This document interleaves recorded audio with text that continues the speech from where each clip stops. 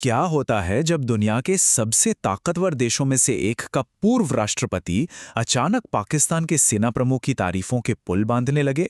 आज हम इसे हैरान करने वाले जियोपॉलिटिकल रिश्ते और इसकी छिपी हुई कीमत की पड़ताल कर रहे हैं। हाल ही में कुछ बहुत ही दिलचस्प देखने को मिला है। डोनाल्ड ट्रंप पाकिस्तान के नेतृत्व, खासकर वहां के आर्मी चीफ जनरल असीम मुनीर पर कुछ ज्यादा ही मेहरबान हो गए हैं और उनकी जमकर तारीफ कर रहे हैं। और यहीं पर जियो पॉलिटिक्स का वो सबसे पुराना सबक याद आता है कि दुनिया में, खासकर इंटरनेशनल रिलेशंस में, कुछ भी मुफ्त में नहीं मिलता। और यही कहावत आज की हमारी पूरी कहानी की चाबी है। तो सवाल ये उठता है कि ट्रंप जैसा एक घाघ बिजनेसमैन और पॉलिटिशियन आखिर पाकिस्तान को लेकर इतना दरियादिल क्यों हो रहा है? चलिए इस पहेली को सुलझाने की कोशिश करते हैं। ये जो तारीफें हो रही हैं, व्हाइट हाउस में फोटो खिंचवाने के मौके दिए जा रहे हैं, ऐसा लग रहा है मानो ये सब एक सोची समझी रणनीति का हिस्सा हो। जनरल मुनीर की एक खास इमेज बनाने की कोशिश हो रही है, पर क्यों? और देखिए, बात सिर्फ मीठे शब्दों और तारीफों तक ही सीमित नहीं है। इसके साथ साथ पाकिस्तान पर जैसे पैसों की बारिश की जा रही है। सबसे पहले तो ये देखिए, $600 मिलियन से भी ज्यादा का एक नया पैकेज। किस लिए?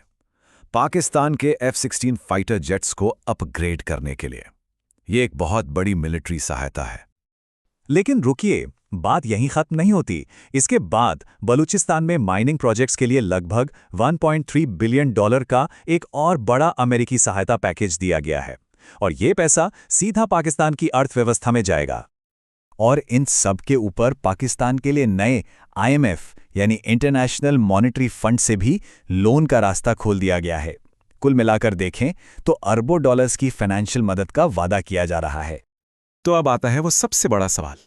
इन सब मेहरबानियों, इन पैसों, इस तारीफ के बदले में अमेरिका को चाहिए क्या? इसकी कीमत क्या है?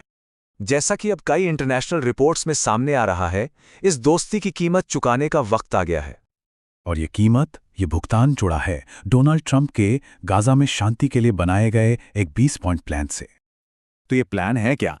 दरअसल इस प्लान के तहत पाकिस्तान जैसे मुस्लिम देशों से सैनिक लिए जाएंगे और उन्हें अमेरिकी झंडे के नीचे एक मल्टीनेशनल फोर्स बनाकर गाजा में तैनात किया जाएगा। काम होगा शांति बनाए रखना और हमास को काबू में रखना।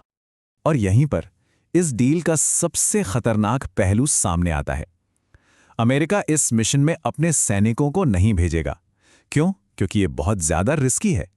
यानी सारा का सारा खतरा पाकिस्तान जैसे देशों के सैनिकों को उठाना होगा। तो जाहिर है ये पूरी सिचुएशन जनरल मुनीर के लिए उनके करियर का सबसे बड़ा राजनीतिक इम्तिहान बन गई है। अब सोचिए, जनरल मुनीर की दुविधा क्या है। एक तरफ उन्हें अपनी जनता को ये दिखाना है कि देखिए, मैं ट्रंप से दोस्ती करके देश के लिए पैसा और तरक्की ला रहा हूं। लेकिन दूसरी तरफ की हकीकत यह है कि पाकिस्तानी सैनिक एक विदेशी यानी अमेरिकी कमान के तहत एक बेहद खतरनाक मिशन पर भेजे जा रहे हैं। उन पर यह आरोप लग सकता है कि वो अमेरिका के सामने झुक गए हैं। ये बात भी उठ सकती है कि उन्होंने अमेरिकी डॉलर्स के लिए अपने ही सैनिकों की जान दांव पर लगा दी।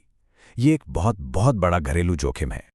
और ये सारी कहानी हमें घुमा फिराकर वहीं वापस ले आती है जहां से हमने बात शुरू की थी, अंतर्राष्ट्रीय संबंधों के उसी पुराने सबक पर कि जियोपॉलिटिक्स में कुछ भी मुफ्त का नहीं होता, हर चीज की एक कीमत चुकानी पड़ती है।